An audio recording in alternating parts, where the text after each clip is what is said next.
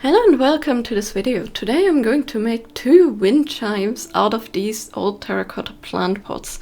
These are the smallest size that our garden center had at the time, and I picked them up like when I was way younger, like years ago. And actually one of them already made into a wind chime. The other one I sculpted on, but the sculpture fell off at some point, and the remnants here are this remnant of paper clay.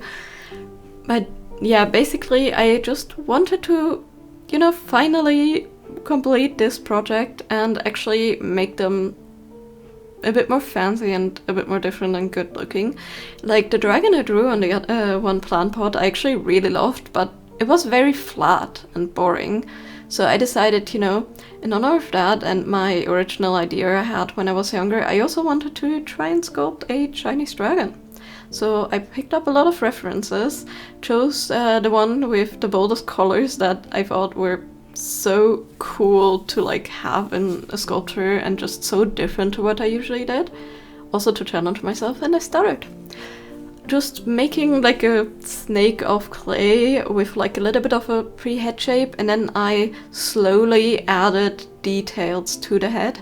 It was really hard to film this because these plant pots are truly tiny and I kept going out of focus of my camera, so I'm truly sorry. I really tried to capture all the steps, but I guess some are truly missing because I went off frame.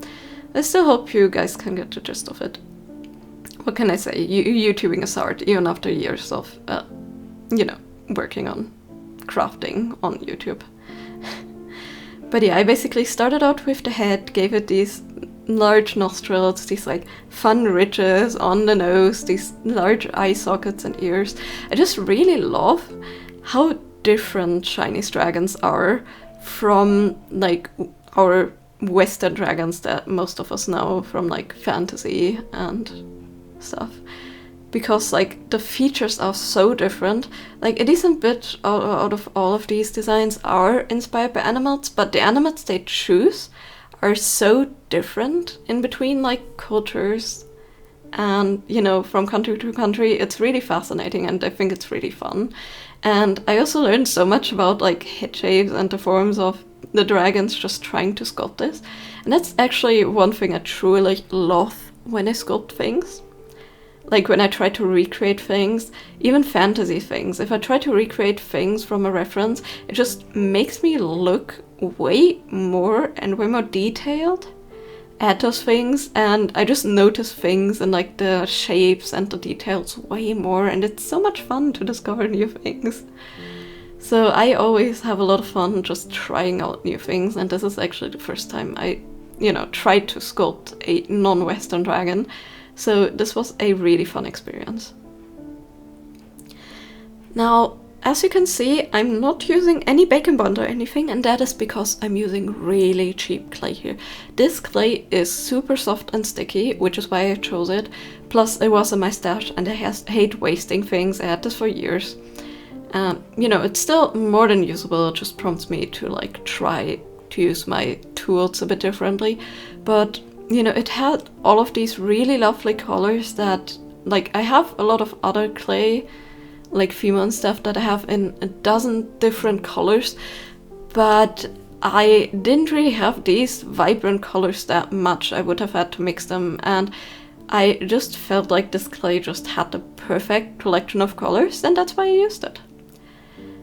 I really wouldn't recommend this though when you start out with sculpting. This clay is a pain to work with.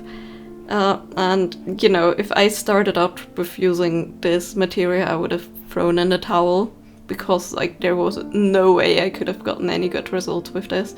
And it's also not a clay that you can use to make keychain charms and things like that. I think without any back support I have here with this plant pot, I think it would break really easily. But for my purpose, it worked again super well.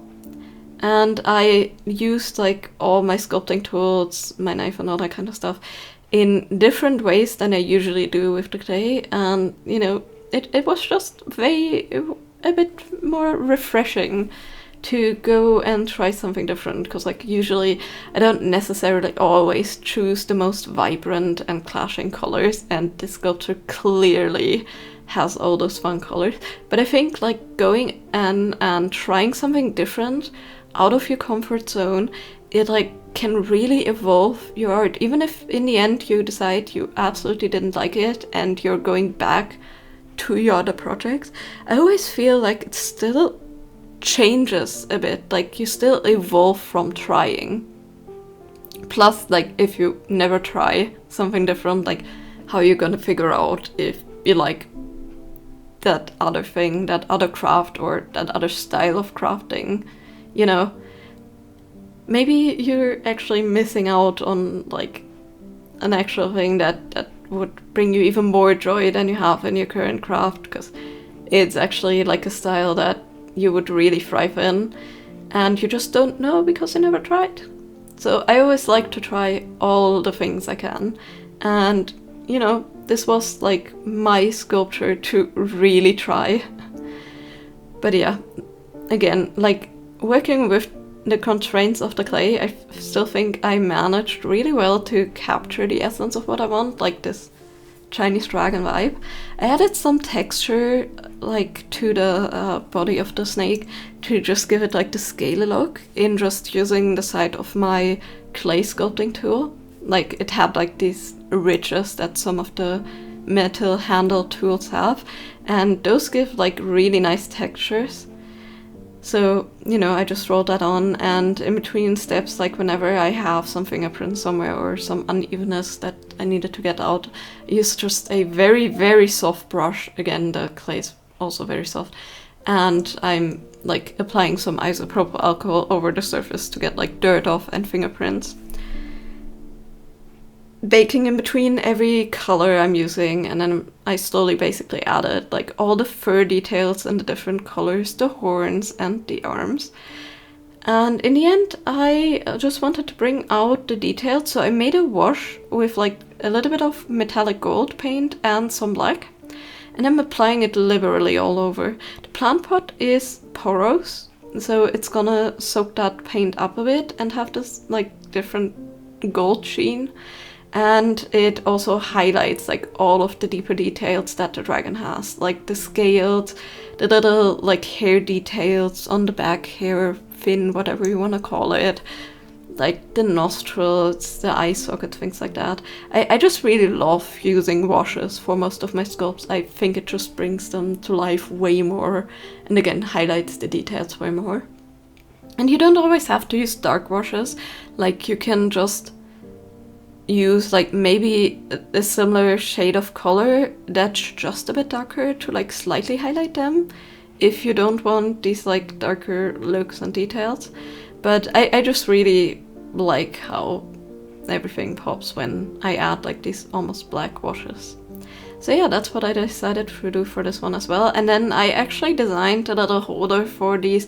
The wind chimes come with like these loose free metal rods that come with like the string, and I just 3D printed a little insert for the plant pot specifically that holds like the middle string and distances the little wind chime metal rods like in a way that they actually like work nicely together.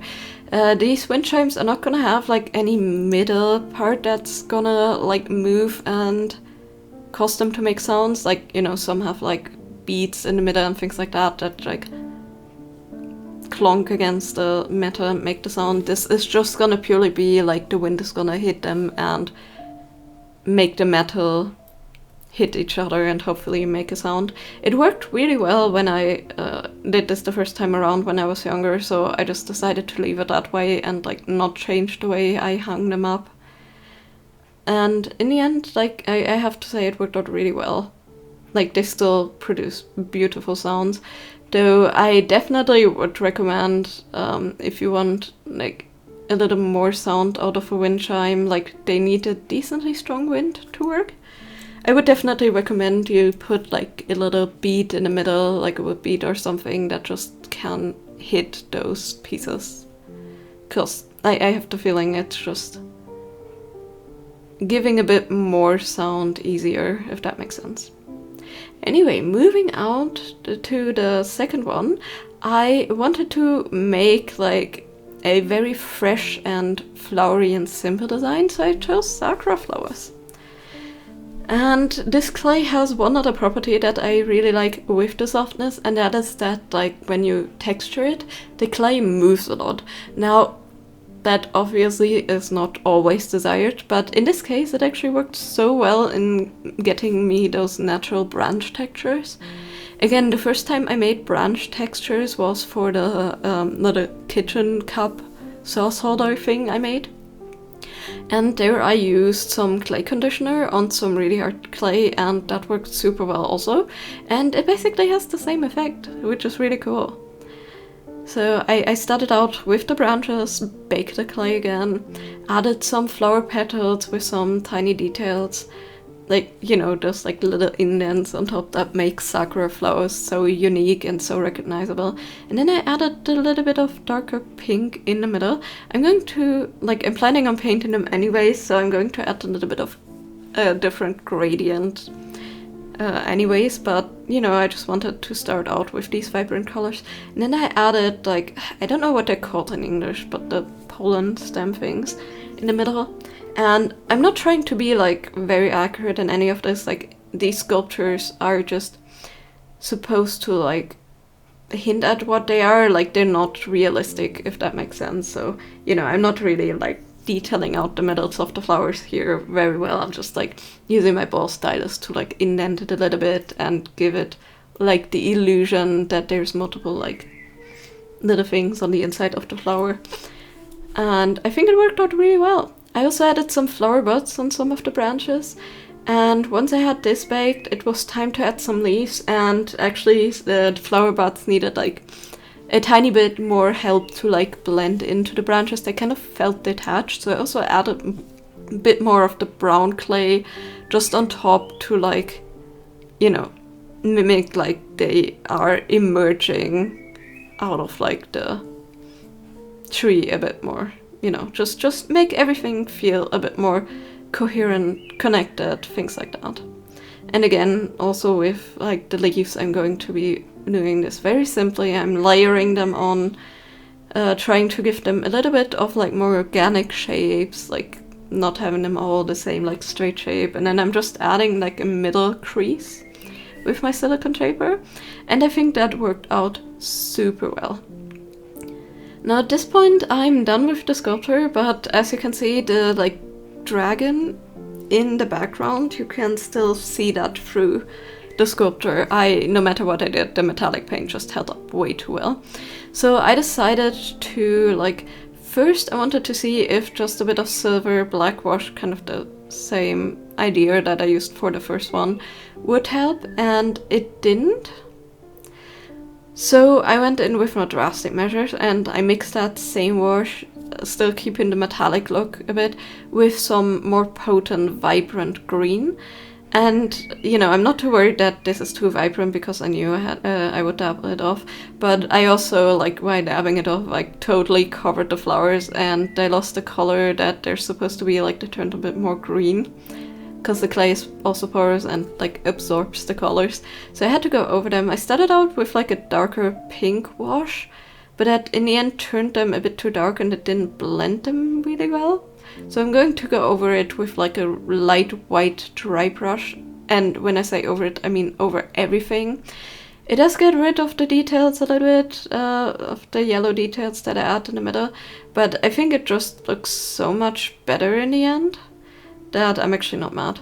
The branches get a almost brownish blackish wash to highlight like all the details, and then the leaves get a darker green wash. Before I'm going back in this time really careful and a bit more potent with just pure green to like, you know, highlight the background and like blend out again the like paint I had left over from my previous project. Try just a little bit more. But yeah, with that, I was finished with the sculptures.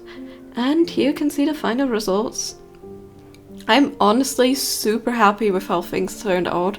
Like, I know the dragon isn't quite as smooth or even, but I really like how organic it looks nonetheless. And again, like, with the constraint that I gave myself in using those cheap materials, like, I think it turned out so well. He looks a bit surprised with the eyes.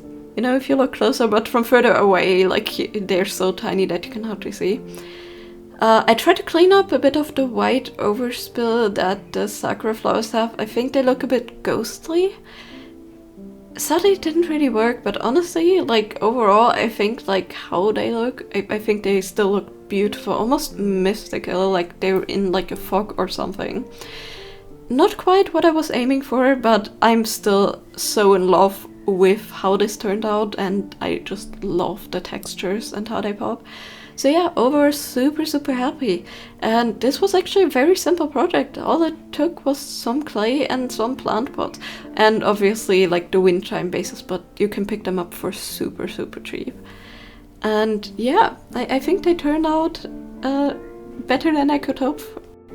And again, I had so much fun trying out different new techniques, trying out different materials, and you know, completely different styles.